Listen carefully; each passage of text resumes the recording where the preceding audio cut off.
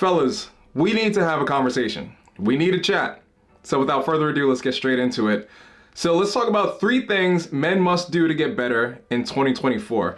Now, I might have some additional commentary for something like this, but again, without further ado, let's get into it. Firstly, by talking about the state of men. So the state of men, guys, we gotta be real with ourselves. We are weak as weak.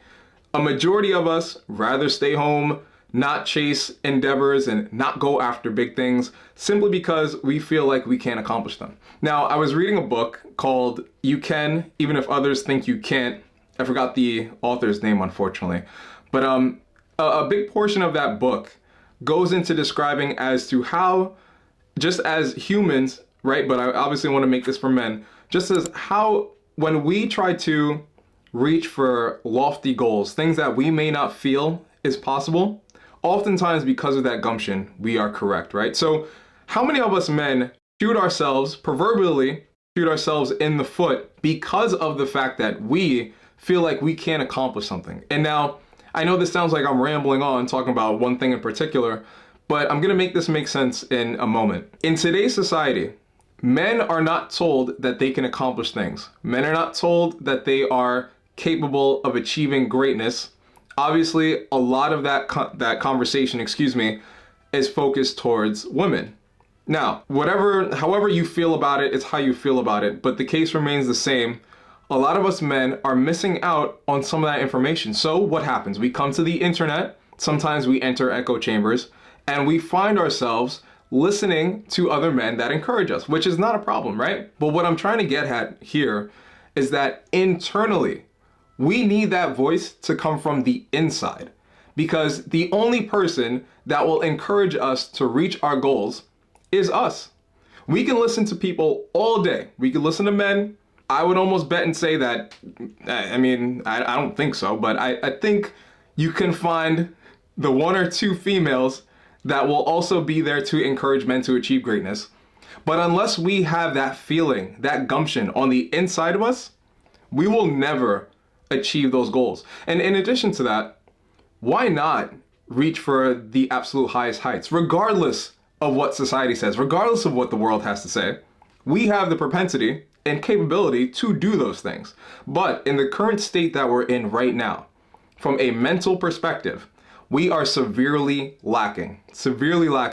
I don't blame us men 100% outright. Obviously, there are multiple factors that are involved in situations such as that. But if we want to improve as a whole, and we're talking across ethnicities, right? Regardless of your color, whether you're black, white, red, orange, yellow, whatever we have to be able to have the self-determination and be our own hype men, right? That's the simplest way I can put it.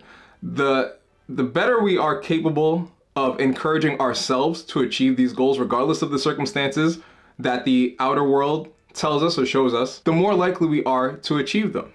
So here are a couple of solutions that I thought of. As a side note, no one is gonna feel sorry for you in 2024.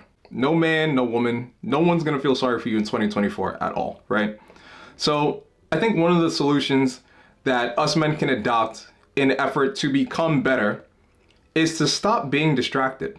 And when I say stop being distracted, I literally mean stop watching, stop, doing mindlessly, like you're going out of your way to run away from your circumstances.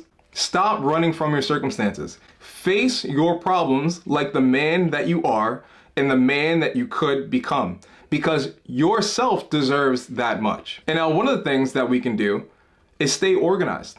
I was told a long time ago when I was younger, when I was a personal trainer, just getting my bearings, my mentor, my fitness manager at that time, he goes, organization is one of the keys to success, because when you can stay organized and keep track of your task and the things that you need to do, the more likely you are to actually achieve those things, which is 100% the truth.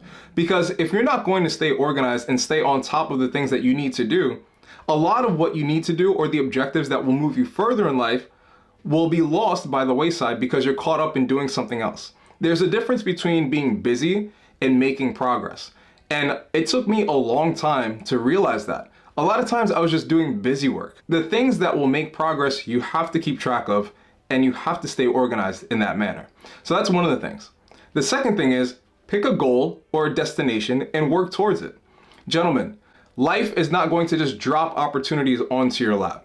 You have to actively and proactively seek these opportunities. And if you're not going to do that, you will continue to live the same life that you've been living, which you probably fucking hate, over and over and over again. I was one of those guys. I used to sit here or sit in my apartment, whatever the case may be. I used to sit here and think to myself, when is my life going to change? It changes when you decide that it's time for you to change. It changes when you decide to put the action steps behind the goals that you've selected and stick to it and be consistent. Once you can master those things and master the art of completion, I promise you, your life will change. Case in point, I was 260 pounds at some point. A lot of you already know this story already if you've been with me for a while. Side note, thank you. But I was 260 pounds at some point. And I lost 100 pounds in a year, especially after my breakup, because I put myself in a mental position to where I was taking no prisoners. I had no choice but to do this because I felt in my soul it was necessary to do. And once you get there, at that point, you'll be much better off as an individual. The next thing you could do, remove toxic people from your life. I know that's kind of hard for us to do, especially given some of the circumstances that we're in. Some of us men, let's just be completely honest, we are codependent. So we think toxic relationships are what we need in life, right? We feel as though if we remove certain people in our life, then our life is gonna fall apart. I'm here to tell you, honestly speaking, guys, you are much better off being alone than you will ever be with people who can't reciprocate how you feel, respect you as a man, and treat you the way you deserve to be treated. And once you learn those things and you come to that realization, perhaps you have to get your heart broken, you probably gotta get cheated on, X, Y, and Z, all that extra shit. But once you come to that realization, I promise you, you are on your way to becoming unstoppable. Now next, like I said before, no one is gonna feel sorry for you in 2024. So one thing we absolutely have to stop doing is stop blaming other men for your lack of dating success. Now I know that's a little off kilter. You're probably wondering, well, Serge, where the did that come from? Now, I'm in a lot of these male spaces where they post content referring to dating and things of that nature.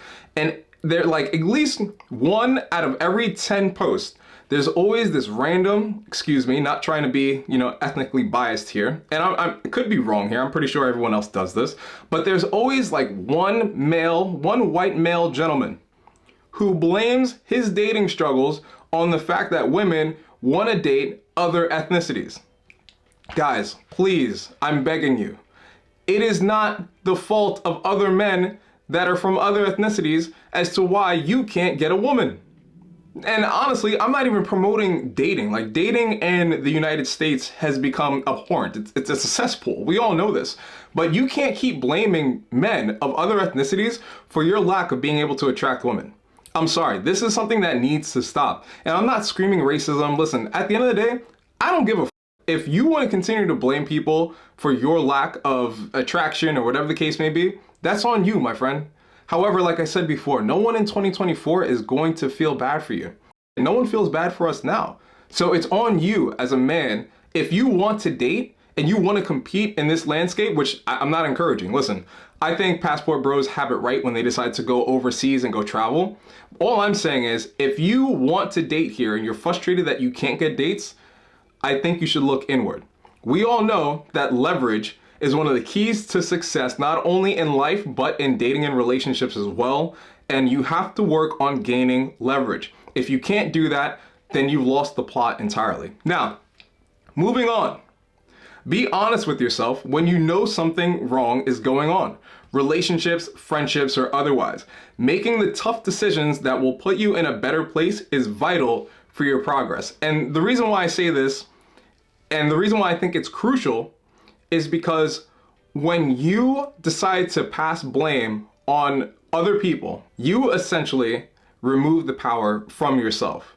And your inability to take accountability for the things that are happening in your life, whether it's from your own actions or otherwise, is the reason why you are stuck in the situations that you're in. Sometimes, especially when guys are in new relationships, it's fresh, you don't want to disappoint her, you sacrifice your work ethic to be with her. You sacrifice the time that you could be spending on building your business or your career, whatever the case may be. You sacrifice that to be with her.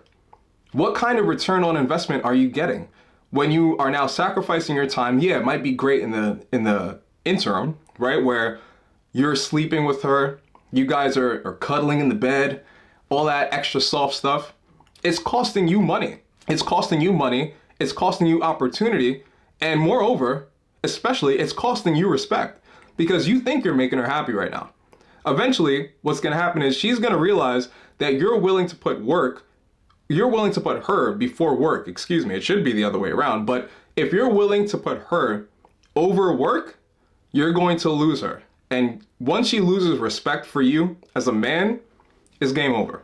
I would take respect over love 1,000 times over because love doesn't mean shit. Love is a false emotion, in my personal opinion. And we could talk about this in another episode. But love is a false emotion. And I think it's particularly corrosive when a man wants to lead his life with love instead of leading it with respect and work ethic. Those two things are very important. Work ethic, and respect. They're needed in a man's life. You need to have the work ethic to continue to make progress to become the man that you need to be. And you need respect if you expect to be the leader of a household. And if you're gonna put her over work, my friend, you are losing that respect. Next up, don't be afraid to cut people off. Again, sometimes us guys can be so codependent on people that we feel as though we have to tolerate certain things. Like, there are a lot of guys out there that are in relationships with women where the woman will cheat on them and they'll still take her back. No, mon frère, no. Do not do that. If she cheats on you, disrespects you in a, insane fashion, you need to cut her off. You absolutely need to cut her off. It's done. It's a done deal. Same goes for anyone in your life. This could be family. This could be friends. Shit. This could be your coworkers. Now, I'm not saying throw hands. I'm not saying, go to blows with anyone that's disrespecting you. But you need to have a backbone strong enough to understand when it's time for you to make your exit. And when you make your exit, you don't have to do it emotionally. You don't have to act up and act all erratic. You just get up, or proverbially in this case, or it could be a situation where you're out with someone. Regardless of the situation, whether you're actually standing up or not, you need to remove yourself from that equation. Again, a man thrives off respect. I would argue and say he thrives off of respect and admiration. Those two things are the catalyst for that man to want to continue the pursuit that he's already on. And if you don't have those things, then you've lost the plot entirely. And if you're losing it in a relationship, then it's doubly important that you exit that relationship expeditiously. Most people simply want something from you anyway. They don't see you as human, they see you as a potential come-up. Being able to identify those things in your life, in those circumstances where people are using you, you're not getting the respect you deserve. People see you as a come-up. Identify those things and remove yourself accordingly. Don't place yourself or continue to place yourself in situations where you will be continuously disrespected on and on and on for months, for weeks, months, years to come. That's not how a man is supposed to live. Remember, you need respect and you need admiration. I'm serious. Listen, I'm recording this on the podcast and on YouTube, but if you disagree with me, feel free to post it in the comments. Let's elevate the conversation. Let's really talk about these things. And now the last thing I want to point out here is stop blaming the world for your inability to make decisions. If you can if you can assume complete responsibility, your life will drastically improve. I remember I was listening to a YouTube channel called Gravemind. Gravemind is a great YouTube channel. They post a lot of self-improvement stuff, more so from like motivational speakers, and they wrap it all in the form of visually with anime. I definitely think you should check out the Gravemind channel, especially whether you're listening to this on the podcast or you're watching this on YouTube. Check out the Gravemind channel. It'll do you some good. It'll do you some good. If you're into like spirituality and stuff like that, I highly recommend it. But anywho, there's a segment in one of the videos. They have like a reprogramming series where you can listen to like a compilation of these things. I like to listen to it when I'm working out. And one segment in particular, there's a quote from Jim Rohn, which I'm gonna butcher, so I just want to apologize. But he says, assume complete responsibility, even for the things you do not do. And that's heavy, because one might be thinking, why should I assume responsibility for the things that I don't do? Because if it involves you, then your response and how you act in response to said situation is your responsibility. Act as if you have complete control over all of these circumstances. And when I say that, I don't mean you're forcing people or coercing people to do your bidding. What I mean is, assume that you are capable of not getting overly emotional, not acting erratic, and doing the right thing when it comes to your dignity and your self-respect as a man. Because if you can hammer those things down and you have that under control, I promise you, your life will become a lot easier. At the end of the day, gentlemen, we have no choice but to deal with our current society as it is right now. And the only way we'll see change is honestly not through legislation. I mean, we can push for change. It's going to be an uphill battle. But what's easier to do?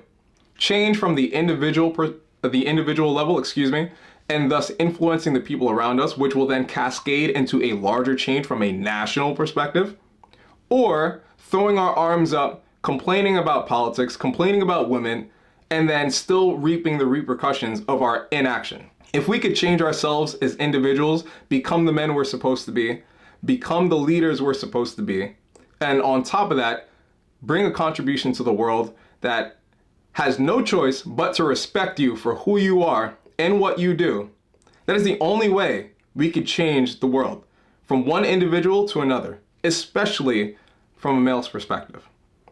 That's just my 2 cents. That's what I think. I think going into 2024, we're going to see a lot more men be effeminate, right? And listen, I don't mean any disrespect. If you are in tune with your feelings, you're in touch with your emotions, that's great. As a guy, you should be. But if you're leading your life based off of those things, you're losing and you have lost the plot. Gentlemen, it is only up to us. It is on us. The onus is on us. I had to say that 3 different ways, but I'm serious. It's on our backs to change the world. And we can change the world. And I mean that. We can change it for the better. Life doesn't have to be the way that we perceive it is to be now. We can do the right things necessary to facilitate change that will be equitable. And I don't mean like equitable from a DEI perspective. I mean like, equitable. Like we've put in the work and we're just reaping what we've sown. That's it. That's my 2 cents. If you're watching this on YouTube, feel free to leave your opinion in the comments. If you're listening to this on the podcast, feel free to go onto the YouTube channel and leave your opinion in the comments. I said contents. Anyway, that already means that my time is up. I have been speaking for way too long. Ladies and gentlemen, I want to thank you so much for tuning in and listening. If you are on the YouTube channel, thank you so much for watching. Regardless of where you are, hit that subscribe button if you're on the YouTube channel. If you're listening to this on the podcast, go over to the YouTube channel and hit that fucking subscribe. Let's go ahead and bring up the community. Let's elevate these conversations. Because it's one thing to talk about it and complain. It's another thing to come up with solutions. Once again, this was your boy Roy. You've been listening to Back to Center podcast. Thank you so much for listening. Thank you so much for watching. And I'll see you in the next one. Peace.